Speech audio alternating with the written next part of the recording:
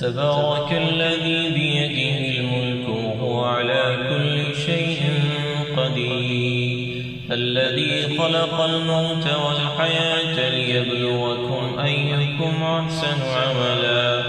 وهو العزيز الغفور الذي خلق 7 سماوات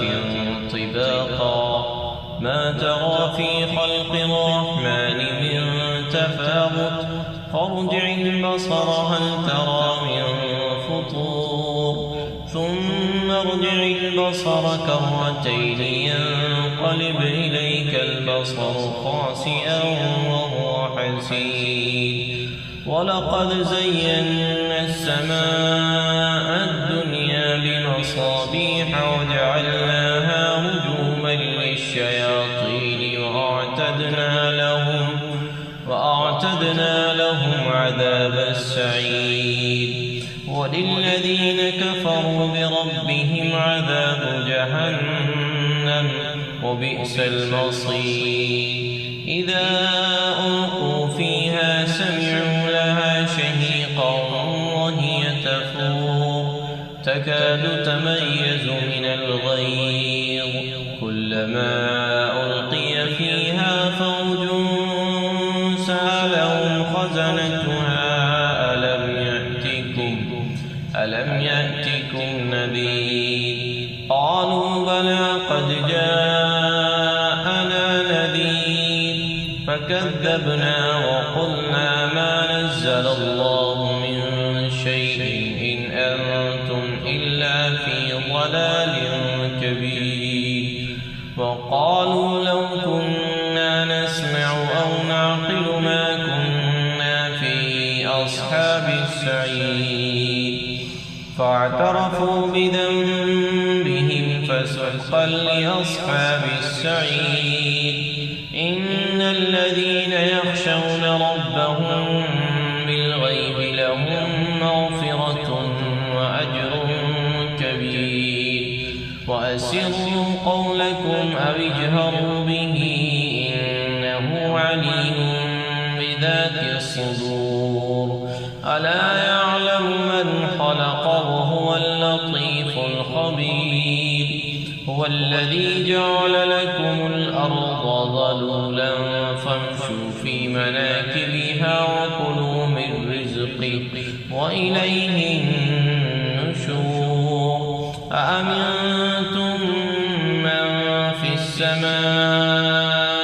أن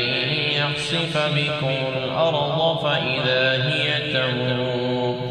أم أمنتم من في السماء أن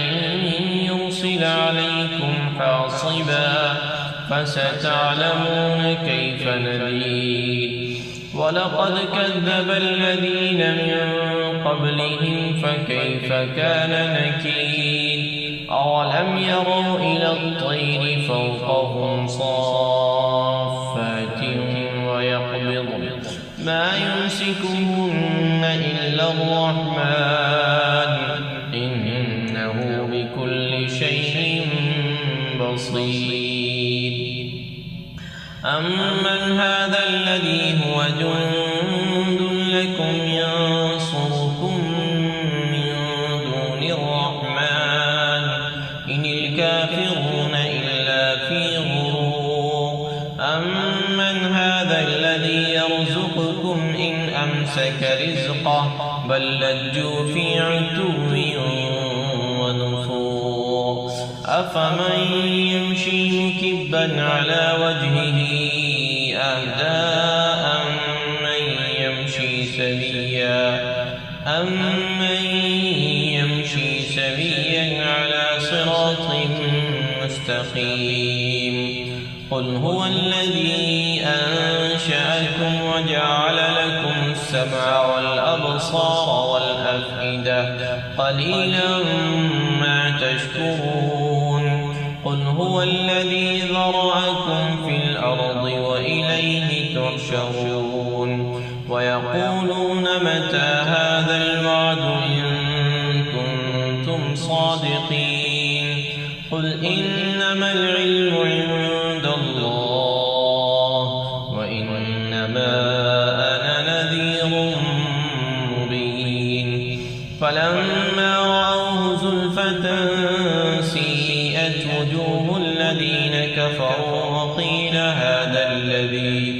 وقيل هذا الذي كنتم